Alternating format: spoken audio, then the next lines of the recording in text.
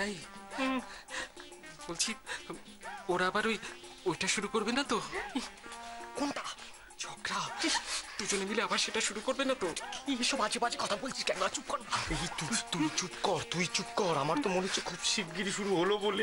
কেন এসব বাজে বাজে কথা বলছিস? থাম না। আর তুই থাম। এই চান্দু চান্দু চান্দু এদিকে। বলছি কি, দেখো যদি ইমার্জেন্সি ল্যান্ডিং হয়, না মানে যদি ঝগড়া হয়, ঝগড়া যদি হয়, তাহলে তুমি কৃষ্ণাকে একটু আটকিও। হ্যাঁ, আর তুই দাদাকে, ঠিক আছে?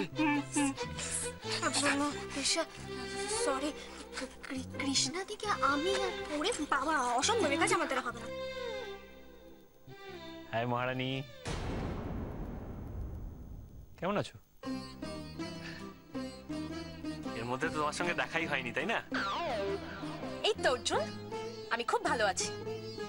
ও আসলে আমিও তোমাকে বলতে চাইছিলাম আর কি, যে আমি কতটা ভালো আছি।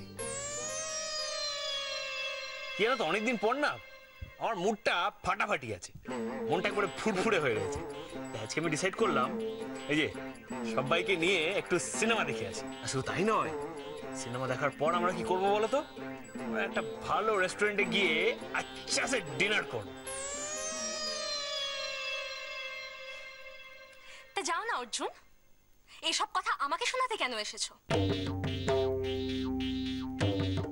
না না, আসলে কি বলতো, তোমাকে ওটাই বোঝাতে চাইছিলাম যে আমার মুডটা আজকে কতটা ভালো আছে। তা তোমার একার মুডই ভালো আছে নাকি? আর বাকিরা কি সব মন মরা হয়ে বাড়িতে পড়ে আছে? আমিও আজ আমার বোনকে নিয়ে পার্লারে যাচ্ছি।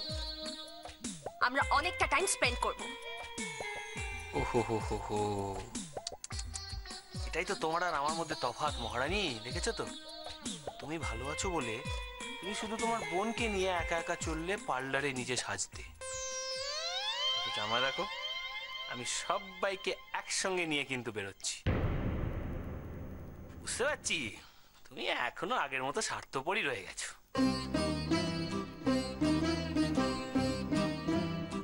বেশ তো, তাই করো না। নিজের ঢাক নিজের পেটাতে লজ্জা করে না? চল মিয়া। দাদা কি বলে গেলে? হ্যাঁ, আমি নিজের ঢাক পেটাচ্ছি? বেশ করছি, নিজের ঢাক পেটাচ্ছি, আবার পেটাবো। তোমার তো ঢাকি নেই, পেটাবে কি? তুমি সিনেমা দেরি হয়ে গেছে, দেরি হয়ে গেছে।